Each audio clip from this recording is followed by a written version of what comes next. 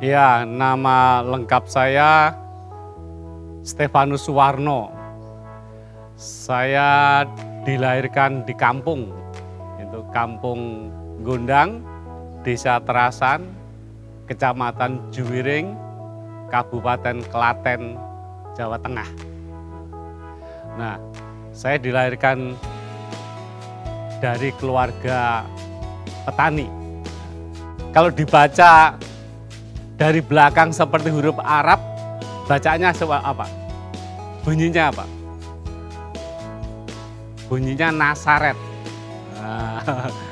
Nah, di Desa Nasaret atau di Desa Terasan itulah saya dilahirkan dan dibesarkan. Dari SD, saya sebenarnya juga sudah mulai mengikuti pelajaran agama Katolik. Namun saya memang bukan dari kecil menjadi Katolik. Sejak sekolah saya mulai mengikuti pelajaran agama Katolik dan juga di kampung saya juga ikut pelajaran agama Katolik. Yang datang itu ya seorang katekis ya. Dia rajin untuk datang ke kampung. Kemudian mulai kelas 5 SD itu saya sudah mulai ingin dibaptis. Saya ikut katekumen. Namun ketika selesai katekumen, saya belum berani untuk dibaptis. Jadi kelas 6 juga belum mau dibaptis, kelas 1 SMP juga belum mau dibaptis. Baru kelas 2 SMP saya baru mau dibaptis. Memang cukup panjang saya ikut katekumen dari kelas 5 SD sampai kelas 2 SMP. Nah, hampir setiap minggu saya ikut katekumen di gereja paroki. Kadang naik sepeda dari rumah, kadang jalan kaki dengan teman-teman. Jadi setelah misa selesai, saya ikut pelajaran katekumen di paroki. Dan saya termasuk orang yang rajin. Meskipun akhirnya ya harus memerlukan waktu yang panjang ya. Beberapa tahun saya akhirnya baru memutuskan berani untuk menjadi murid Yesus untuk dibaptis. Dan saya memilih dengan penuh kesadaran dan penuh keyakinan memilih santo pelindung saya, yaitu Stefanus, di mana saya sungguh-sungguh menghayati spirit dari Santo Stefanus. Dia adalah seorang martir, martir pertama dalam sejarah gereja. Dia berani menyerahkan hidupnya, menyerahkan nyawanya demi imannya akan Tuhan Yesus. Inilah yang memberi semangat saya juga untuk menjadi murid Yesus yang benar, yang sejati. Setelah saya dibaptis, 1 tahun kemudian bapak ibu saya juga ikut dibaptis. Setelah ikut katekumen kemudian juga dibaptis. Dan 1 tahun kemudian juga kakek nenek juga dibaptis. Jadi ibu bapak dibaptis dengan nama Bapak Yohanes Sastrosuwitno dan Ibu Yohana Sastrosuwitno. Jadi sepasang. Kemudian kakek saya juga, kakek saya namanya Yohakim dan nenek saya nama baptisnya Ana. Jadi Yohakim Ana juga sepasang.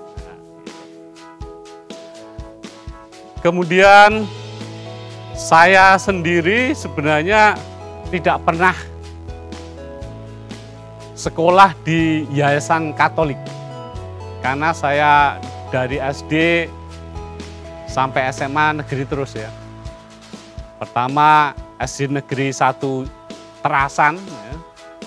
Kemudian masuk SMP Negeri 1 Juwiring, kemudian SMA-nya SMA Negeri 1 Kartosuro. Jadi saya memang latar belakangnya sebenarnya tidak di Yayasan Katolik. Untuk masuk seminari pun saya juga tidak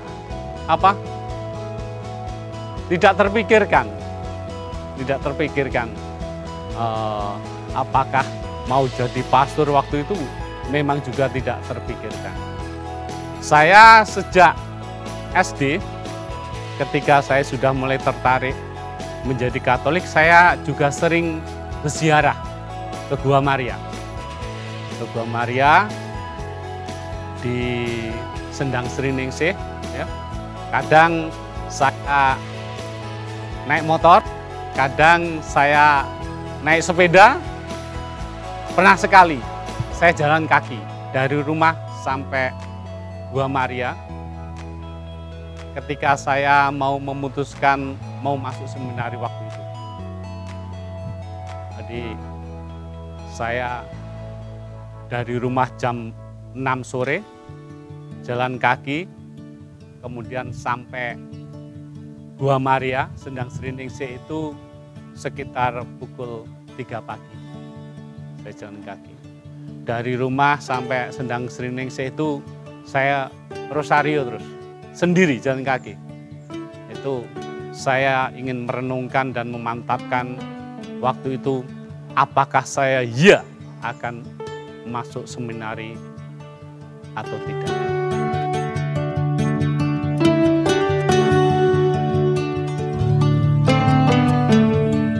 Sebelum saya masuk seminari tinggi, saya bekerja dulu waktu itu di laboratorium pupuk Kujang di Cikampek, kurang lebih 4 tahun ya. Nah, selama saya bekerja, saya pun juga ikut aktif di paroki, ya, ikut di OMK, dan juga kegiatan-kegiatan yang ada di paroki di situ. Saya semakin dekat, semakin kenal dengan romo parokinya, dengan gereja, khususnya umat di paroki Purwakarta, gereja Salib Suci. Nah, disitulah saya seiring sejalan sambil bekerja, sambil mendekatkan diri saya dengan gereja, dengan ikut aktif di dalamnya.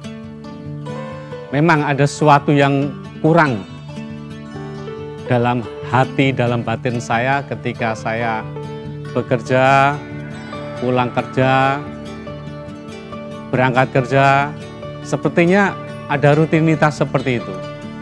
Ada sesuatu yang kurang. Kemudian ketika saya dapat gaji gitu ya, kemudian saya pergi kemana saya suka, saya pergi gitu. Rekreasi kemana, saya pergi gitu. Ya, saya menemukan kesenangan, tapi ada sesuatu yang masih kurang dalam benak saya itu. Beda ketika saya ikut kunjungan ke orang sakit, kemudian ikut kunjungan ke lansia. Nah, itu bukan kesenangan yang saya dapat, tapi sesuatu kebahagiaan tersendiri. Bahwa hidup saya ini ternyata berarti, bermakna bagi orang lain, bukan hanya untuk saya sendiri. Dan itulah yang membuat saya boleh mencicipi kebahagiaan dengan pelayanan yang sederhana seperti itu. Nah, ini kemudian saya renungkan. Mungkin alangkah bahagianya kalau hidup saya seutuhnya saya berikan kepada Tuhan untuk melayani umat. Itu saya renungkan cukup lama. Kemudian akhirnya saya secara diam-diam saya ngobrol sama pastor paroki dan membuat lamaran untuk masuk biara OSC. Karena romonya Romo WC di paroki itu. Nah, saat itu saya membuat lamaran dan juga ada 2 teman saya yang juga mau masuk WC, yaitu Pastor Mardi yang sekarang juga sudah jadi pastor, Bruder Martin sekarang Bruder di OSA ya Bruder Martin. Nah, awalnya memang pertama Pastor Mardi itu sudah melamar lebih dulu, kemudian dia tes, dia diterima. Tapi berdua, saya sama Bruder Martin itu belum ada panggilan untuk tes, apalagi diterima. Kemudian malam-malam kami bertiga bersama Pastor Mardi, Bruder Martin dan saya datang ke paroki. Kemudian saya bertanya, Pastor, kok saya belum ada panggilan untuk tes masuk di WC ini? Kemudian pastor itu tanya, loh memang kamu melamar gitu? Iya, saya melamar waktu itu lewat pastor. Oh iya ya. Ternyata apa? Ternyata lamaran saya itu masih tersimpan di lemari paroki. Pendaftaran sudah ditutup. Ya akhirnya ya sudah, kalau sudah ditutup, akhirnya saya nggak melamar. Saya nggak ada panggilan untuk tes. Kemudian Bruder Martin, dia melamar menjadi masuk di Bruder CSA, ya, di CSA, dia diterima. Jadi Pastor Mardi sudah masuk novisiat, Bruder Martin juga sudah masuk di CSA. Kemudian saya masih nunggu. Saya ya untung setelah 1 tahun berlalu, benih panggilan saya masih ada. Kemudian saya akhirnya melamar langsung ke provinsial di WC, di Pratista waktu itu. Saya melamar setelah saya ikut retret panggilan. Nah, setelah melamar, kemudian ada panggilan untuk tes, dan saya ikut tes. Sambil menunggu hasil pengumuman diterima atau tidak, nggak taunya ya saya ikut aktif di paroki. Pas ada kegiatan di paroki, saya mengalami kecelakaan. Saya tabrakan, saya bawa motor, dan akhirnya saya pun dimasukkan di rumah sakit dan dioperasi. Cukup parah waktu itu. Nah, ketika saya dioperasi di rumah sakit, kemudian dirawat, masih di rumah sakit, Romo paroki datang mengunjungi saya. Kemudian Romo paroki bilang, Pak Nol, saya membawa surat. Surat apa? Ternyata kamu diterima untuk masuk di WC. Nah, jadi pengumuman saya menerima surat diterimanya itu, saya masih terkapar di rumah sakit karena kecelakaan. Nah, akhirnya ya saya belum sembuh betul. Saya sudah diperbolehkan pulang. Nah, sebelum saya masuk biara, saya pulang. Saya pulang ke orang tua saya, ibu, karena bapak saya sudah meninggal ketika saya SMA kelas 2. Jadi ibu dan saudara-saudara saya bilang sama ibu sama saudara-saudara saya, kalau saya mau masuk biara gitu, mau masuk WC gitu. Nah, mau jadi pastor gitu. Ibu saya dan saudara-saudara saya nggak percaya karena ya nggak mengira, karena nggak ada potongan saya mau jadi pastor kayaknya. Ibu saya nggak percaya, saudara-saudara saya juga nggak percaya, karena saya juga tidak bilang sebelumnya. Tapi setelah diterima, saya baru bilang dengan membawa surat bahwa saya diterima untuk pendidikan masuk OSC. Gitu. Ya, kemudian mama saya, nah kamu kan sudah kerja, bagaimana kamu kerjaan? Ya saya tinggalkan, saya masuk biara, masuk OSC. Kemudian setelah itu mama saya, ya sudah kalau itu pilihan hidup kamu. Saya hanya mendoakan semoga cita-citamu dapat terwujud, hidupmu bahagia dan penuh makna. Itu pesan ibu saya. Kemudian akhirnya saya masuk ke seminari tinggi di biara OSC. Kemudian setelah tanggal 27 Agustus 1996 saya penjubahan. Kemudian foto penjubahan itu saya kirim ke rumah, baru dia percaya benar kalau saya sudah masuk biara OSC. Kemudian saya mengikuti tahun rohani bersama, pada awalnya itu 11 prater, 11 novis ya, 11 novis. Tapi malam pertama satu novis minta izin pulang. Itu malam pertama. Kemudian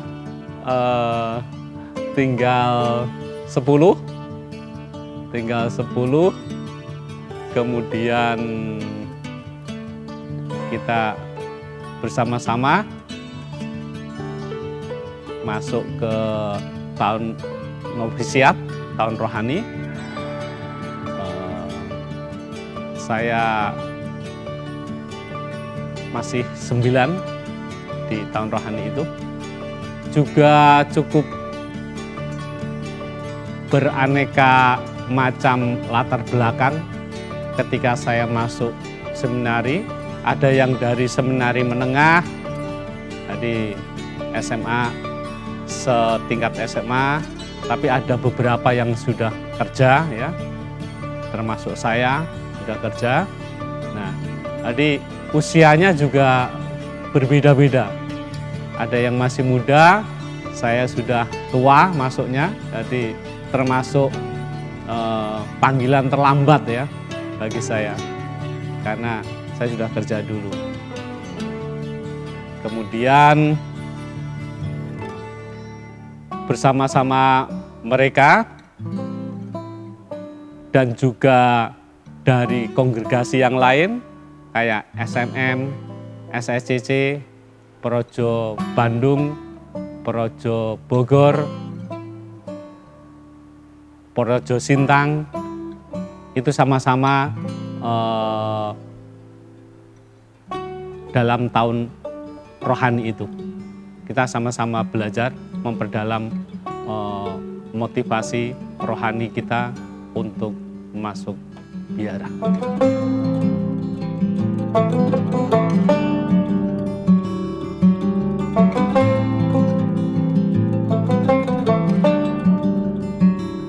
Memang pada awalnya saya menyadari bahwa untuk masuk biara itu tidak mudah, banyak tantangan ya, banyak perjuangan, dan juga perlu pengorbanan juga.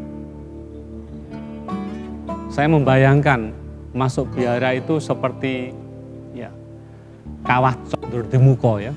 Saya digodok di situ ya, untuk mematangkan hidup panggilan saya seutuhnya. Ya. Memang tantangannya juga tidak ringan, seperti hidup komunitas ya. Komunitas dengan latar belakang para novis, para frater yang berbeda-beda, itu tidak mudah ya. Usia juga mempengaruhi, dan juga mereka latar belakang seminari menengah, saya latar belakang di dunia kerja, jadi memang cara pandangnya juga berbeda. Tapi kita memang diharuskan memang bisa hidup berkomunitas dengan baik, dengan sehat. Itu juga memerlukan tantangan.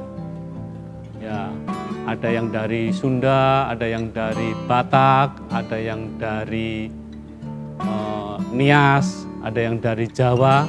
Nah, dengan latar belakang budaya yang berbeda-beda ini juga memerlukan perjuangan yang tidak mudah.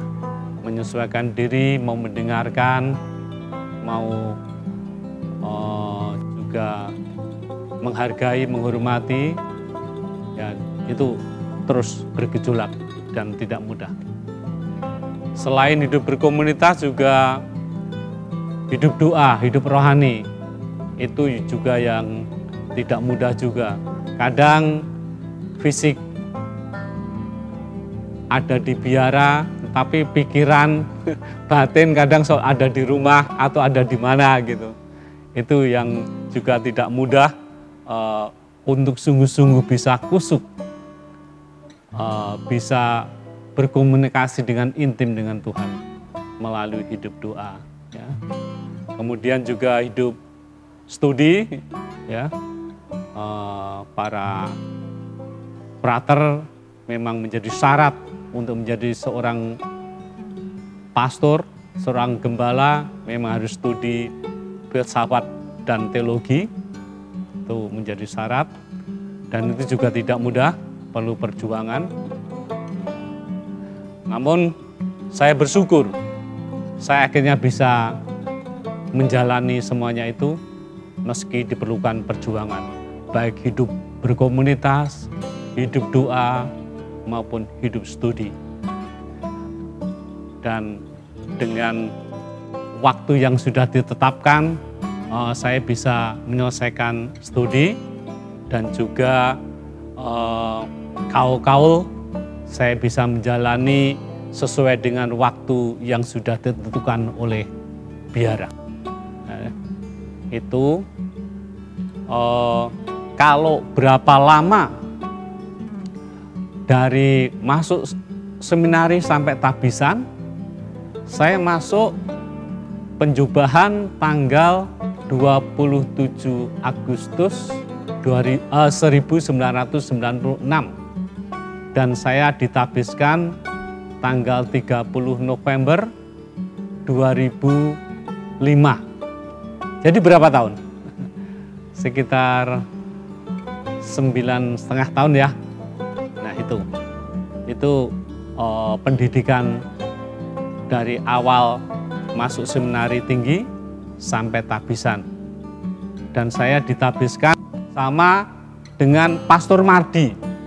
Pastor Mardi yang lebih dulu 1 tahun masuk biara. Namun akhirnya kami bersama-sama ditabiskan bersama Pastor Mardi di BSD sini. Ya, tadinya awalnya juga ingin bersama-sama, tapi akhirnya kita juga bersama-sama akhirnya. Itu yang saya jalani dalam hidup panggilan dari seminari tinggi sampai tabisan. Nah, selain itu, saat mengisi waktu, antar waktu dari kalau kuliah itu kuliah di Parahyangan ya, itu ada juga ketika kuliah juga ada liburan toh. Nah, selang libur itu biasanya kami juga diberi tugas untuk pastoral. Ya. Waktu itu saya pernah exit work di Bekasi ya. Itu selama 2 minggu saya jadi kuli bangunan di sana. Saya ikut membangun perumahan Kemang pertama di Bekasi sana. Ikut bangun jalannya juga. Nah, kalau malam saya tidur di bangunan yang belum jadi itu. Kebetulan waktu itu hujan, ya saya pindah cari emperan, tidur di emperan supaya tidak kehujanan malam itu. Itu kenangan tersendiri juga.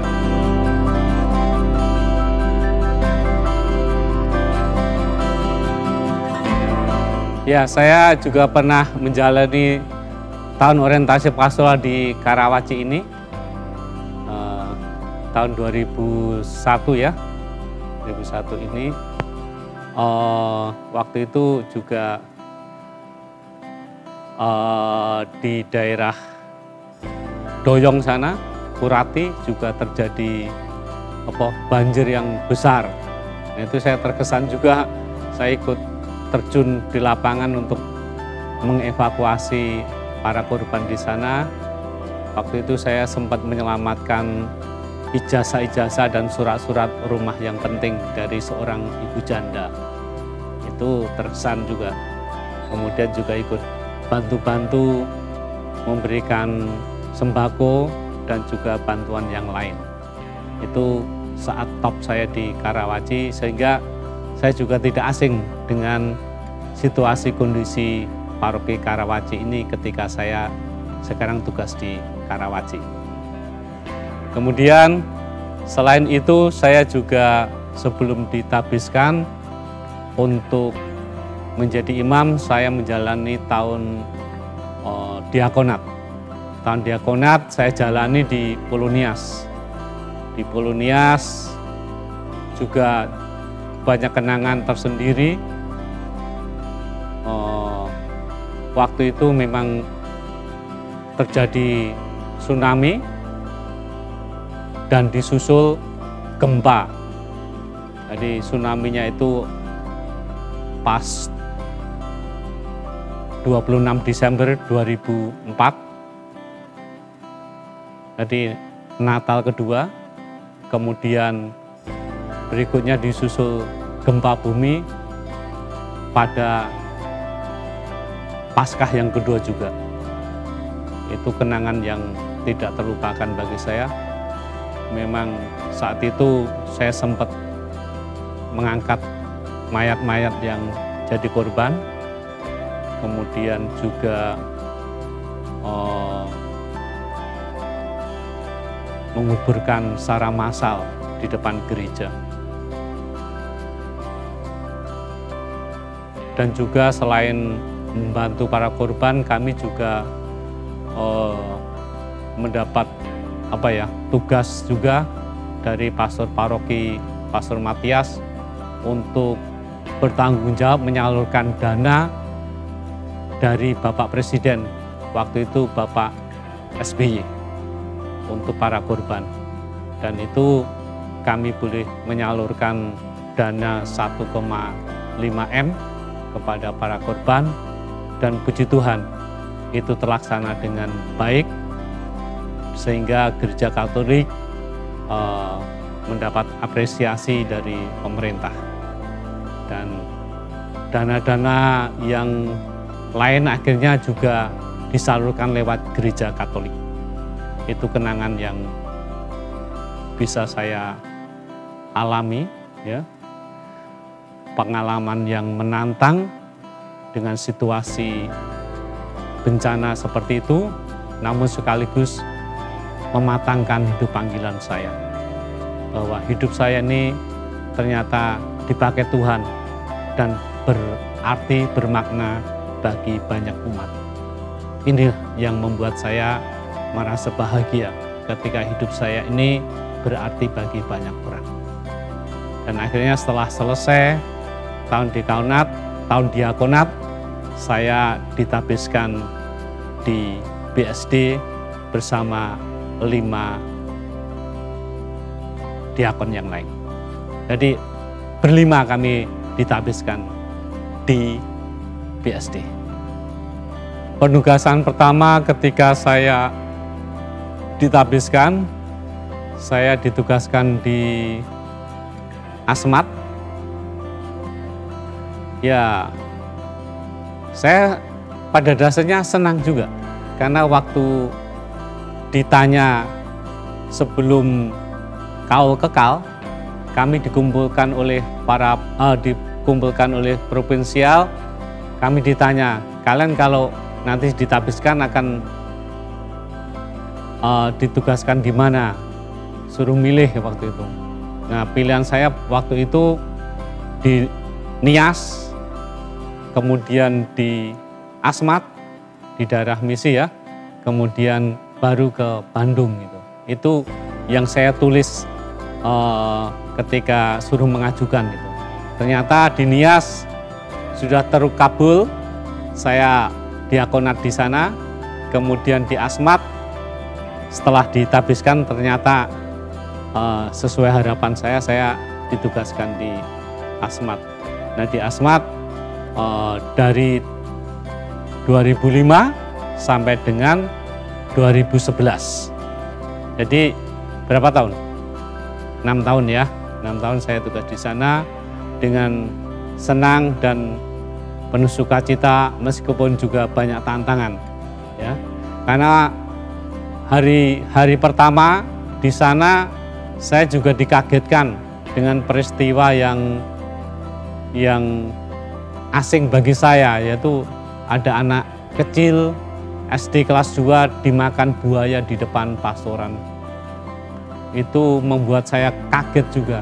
Waduh, memang di sana pastorannya di Yosakor itu depannya sungai besar. Ya, lebarnya 1 kilo itu baru lebarnya. Dan di situ ya masih ada cukup banyak buaya juga. Ketika saya ke stasi gitu pun juga kadang ketemu buaya di tengah sungai itu udah biasa. Kemudian dengan kejadian dimakan buaya itu hampir terjadi ya kampung satu dengan yang lain, ada 2 kampung itu hampir mau berantem ya, hampir mau perang gitu.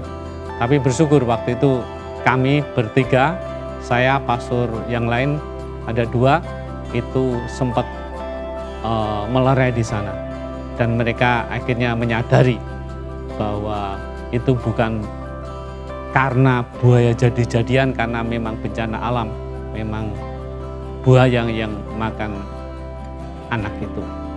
Sehingga itu dengan penjelasan dan didasarkan dengan iman sebagai orang Katolik, akhirnya mereka rukun kembali, tidak berantem, tidak perang.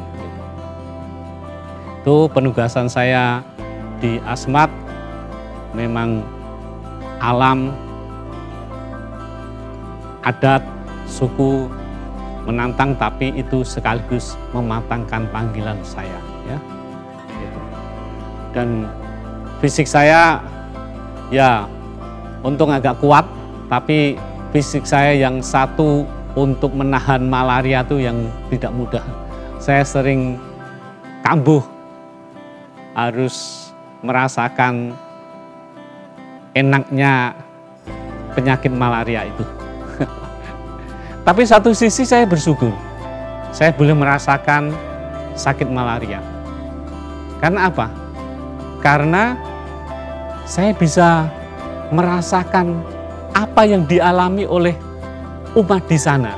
ketika dia sakit malaria.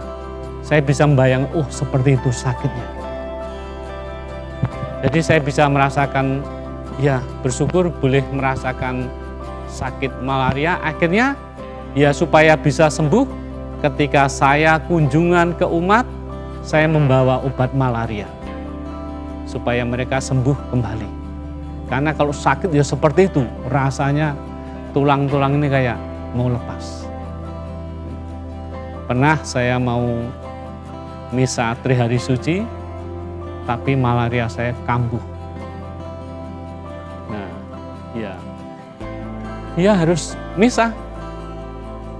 Tapi misa dengan badan yang bergetar begitu. Karena pas kambuh, bersyukur ada Suster Ursulin yang ikut asistensi di sana, kemudian dia mendampingi saya.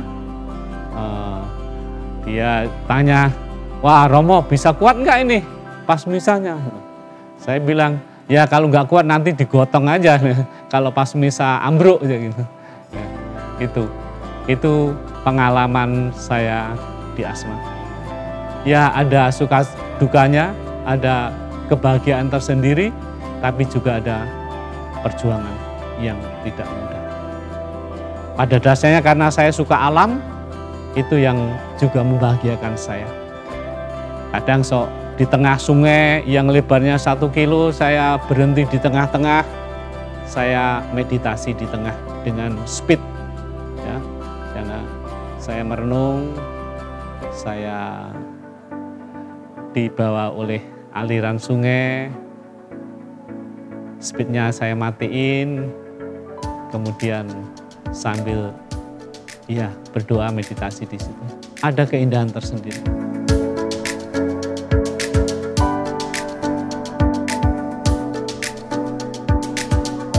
Pengalaman-pengalaman dalam penugasan pertama di Pulau Nias yang penuh tantangan juga, baik budaya maupun alamnya. Saat itu ada tsunami dan gempa, kemudian di Asmat alamnya yang luar biasa, di mana di sana harus dengan mengendari speedboat ketika harus kunjungan dan harus gotong-gotong minyak itu, dan juga penyakit malaria yang ada, itu tantangan-tantangan yang juga membuat kesan saya. Namun itu semua dapat saya atasi dengan spirit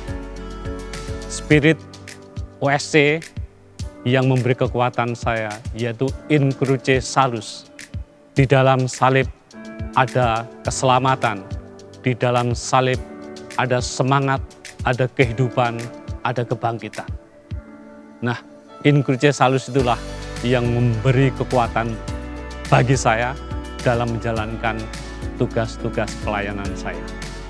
Dan itu memberi kesan tersendiri bagi saya. Dan setelah saya selesai tugas di Asmat, saya diutus untuk melayani umat di Karawaci ini pada tanggal 14 September 2011 sampai sekarang. Ya. Dari kampung, dari hutan, saya masuk ke kota Karawaci. Ya, di Karawaci umat banyak yang memanjakan Romo. Ya. Romo mau makan apa saja disediakan. Ya. Mau kemana-mana ada motor, ada mobil, sehingga ya seperti surga kalau dibandingkan dengan Asmat dan Nias waktu itu. Ya, banyak umat yang sayang sama Romonya. Seringkali tahu-tahu di meja sudah ada makanan tersedia dari umat. Nah, ada yang juga ya dengan sukacita memberi ya banyak kenangan saat Romonya ulang tahun ya. Itu juga menandakan bahwa umatnya sayang sama Romonya. Dan saya pun juga berusaha untuk bisa melayani umat dengan baik, dengan rendah hati, dan juga murah hati. Itu yang dicanangkan oleh Keuskupan Agung Jakarta, semangat untuk gembala yang baik dan murah hati. Dan juga pelayan-pelayan yang di Paroki Karawaci ini saya kira berjalan dengan baik, romo-romonya juga baik-baik, mau melayani dengan sukacita, penuh kasih ya. Ini juga ditunjukkan melalui karya-karya yang nyata. Dan bagi adik-adik yang OMK, yang lulus SMA, maupun yang sudah kerja tapi belum menikah, belum punya pacar, boleh mengikuti jejak saya. Saya dulu juga sudah bekerja, tapi ternyata hati ini gelisah, ada sesuatu yang kurang. Nah, itu ternyata saya temukan ketika saya mau menjawab panggilan Tuhan masuk menjadi biarawan OSC. Yaitu ya ada kebahagiaan dan hidup saya berarti dan bermakna bagi gereja dan juga bagi banyak umat. Jadi meskipun saya kehilangan sesuatu, tapi saya menemukan sesuatu yang lebih bermakna, lebih berbahagia ya. Itu yang saya temukan dalam diri saya, dalam perjalanan hidup panggilan saya. Jadi jangan ragu-ragu, jangan takut. Kalau masih ada benih panggilan, jawablah dengan penuh kesungguhan. Ya. Semoga banyak anak-anak OMK yang berani untuk memberikan hidupnya agar lebih bermakna dan berbahagia ketika berani memberikan dirinya untuk Tuhan dan untuk sesama, untuk perkembangan gereja. Dan ini salah satu tanggung jawab kita untuk gereja agar tetap hidup, boleh menghadirkan kerajaan Allah di tengah-tengah umat dan masyarakat. Ini tanggung jawab kita, tanggung jawab anak-anak yang mau menjawab panggilan secara khusus menjadi biarawan maupun biarawati. Memang selama saya ada ditugaskan di Karawaci ini sudah beberapa anak yang masuk seminari menengah cukup banyak. Ada yang masuk seminari tinggi juga sudah ada. Semoga nanti sampai pada tabisan sebagai seorang gembala. Itu harapan saya. Semoga di Paroki Karawaci ini semakin subur tumbuh benih-benih panggilan untuk menjadi seorang biarawan maupun biarawati, untuk menjadi seorang pastor maupun bruder maupun suster. Dengan demikian Paroki Karawaci ini semakin tumbuh berkembang. Bukan hanya umatnya saja, tapi tumbuh berkembang panggilan untuk menjadi seorang biarawan, biarawati, seorang pastor, bruder maupun suster.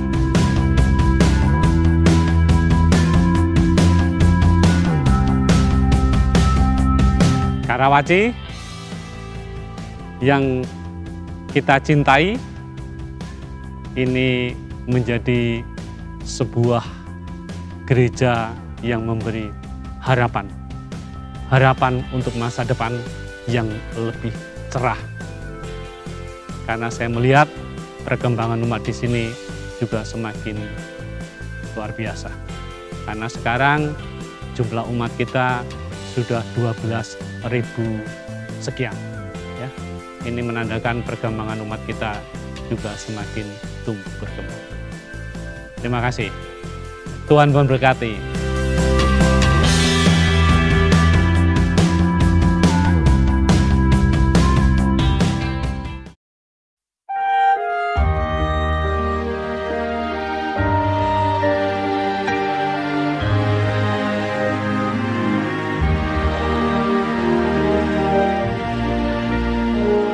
Jalani hidup ini lewat bukit dan lembah, lewat gurun dan lautan, ku terjang badai tafan. Tak ku rasa menderita walau miskin dan hina, ku serahkan harapanku di bawah salibmu. Dalam hidupku selalu ku dengar